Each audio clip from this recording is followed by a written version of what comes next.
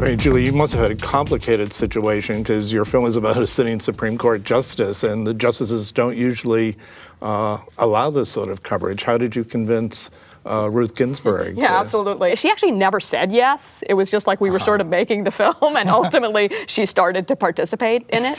You know, several months into filming, her assistant actually sent us a list saying, like, here's 12 things the justice is going to be doing over the next year that she thought might make interesting filming opportunities. Even though at that point she hadn't even committed to an interview or... Did she suggest you follow her to the gym, or did you propose that? No.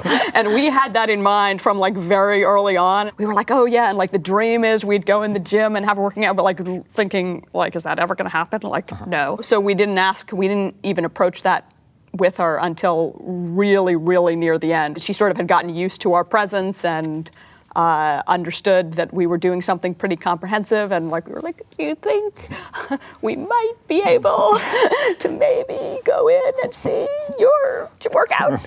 And she just paused, as she always does. One of her signature conversational maneuvers is a long pause, and then she just said, yes, I think that might be possible. I'm glad you got it. When we told her trainer that was how, he was like, what?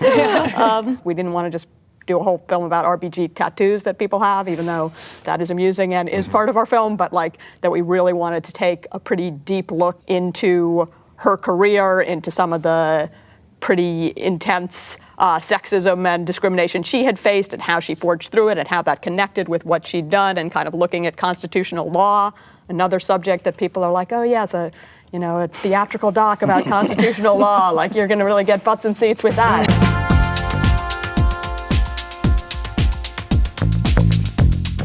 When you complete a film and you decide to show it to your subject or your contributor, do you do anything to prepare them, or do you sit nervously to the side of the room? Obviously, showing Ruth Bader Ginsburg the film that we had made about her life was incredibly nerve-wracking. Her first time seeing it was at the world premiere at Sundance. We very much did not want to show it to her in advance because we sort of didn't want the public information apparatus of the court involved in trying to make any changes, and actually she never asked to see it. She just said, sure, I'll fly out to Park City and see the film, which was great, but set us up for like the most nerve-wracking 97 minutes of our lives. Betsy, my directing partner, and I were like, 4 feet away from her during the screening. We were just like staring at her through the entire film. And we could hear her comments because we were really close. So at one day, she's a talker at the movies.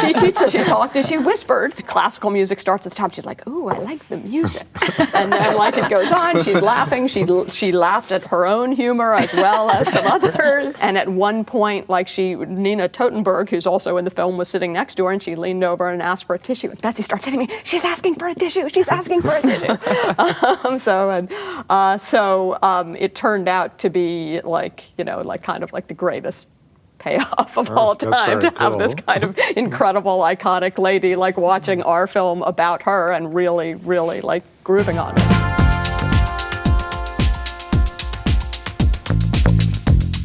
What did you learn kind of following Fred Rogers or Ruth Ginsburg or Quincy Jones about aging that you might not have realized before? Yeah. Obviously, aging is a big part of RBG, the film, and the Supreme Court Justice, whose lifespan a lot of people in America are quite focused on these days. I actually think there's some pretty big comparisons between the way that your dad and RBG have dealt with not only being in their 80s, but also dealing with really serious health issues, the health issues that come up in your film, and Justice Ginsburg going through both colon cancer and pancreatic cancer. There's a soundbite that I love in our film where Justice Ginsburg says, like, kind of like the good thing about having colon cancer and pancreatic cancer, which you're like, it's amazing to see a positive side to that, is it's really given me such a great appreciation for the joys of being alive. That's like a profoundly wise thing to say.